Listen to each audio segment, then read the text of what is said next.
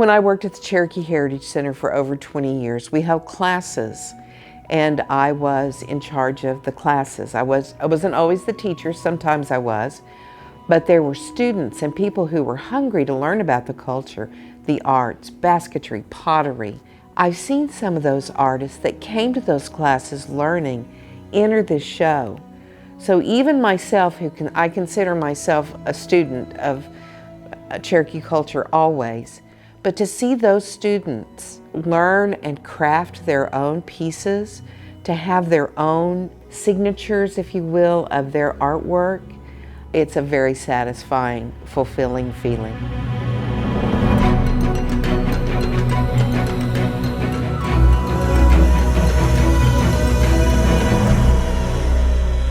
CO, I'm Tonia Hogner-Weavel, and I was named National Treasure in 2012 in textiles. Growing up in the panhandle of Oklahoma, my home is at Hardesty, I had a passion for handcrafts, needlepoint, embroidery, and I enjoyed making those things. And that sort of pressed over into my sewing life. But it wasn't until I started making Cherokee clothing that I realized that there's a lot to know about sewing. My journey as a Cherokee artist began when I made my first tear dress about 30 years ago. And I have since studied Cherokee clothing since then. I've done everything from moccasins, garters, leggings, breechcloth, trade shirts, hunting jackets. I always mention my mentor, Wendell Cochran, who is also a National Treasure, who gave me incredible insight to the tear dress, how to fit each to each person.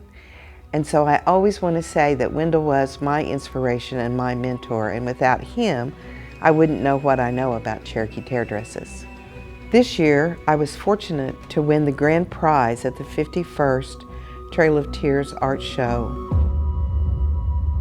My winning entry is titled Flower, Dress, and Purse. It is what we consider a traditional Cherokee tear dress, where all the pieces are literally torn by hand and stitched. The only thing different on this tear dress is this lowered neckline, and I thought it added a line of sophistication to the dress, along with the black velvet beaded bands that are on the yoke, the sleeves, and the skirt. For several years, I've been planning to do a black background for beadwork. After I chose my design, there's quite an extensive process to transfer that design onto the velvet so that you can bead on it. So the beadwork is time-consuming, and it's particular, and it's well worth it because to me it's very satisfying to do beadwork. The purse that accompanies the dress has the same flower motifs, and we know from studying our clothing and accessories that this particular style of handbag is Cherokee in nature. It has the looped beaded fringe and a small handle, and just has a small flap to close the purse. It is my pleasure to do a modern garment, but to weave Cherokee history, culture, and design somewhere into it, so that people who know those designs and understand our iconography can pick out and see those things. Seeing the art in the Trail of Tears art show, the quality, the experience of the artist, the people who understand our culture and display that through their art and their work.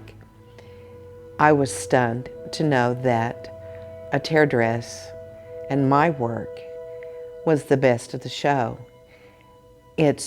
It was very surprising, and I was very proud.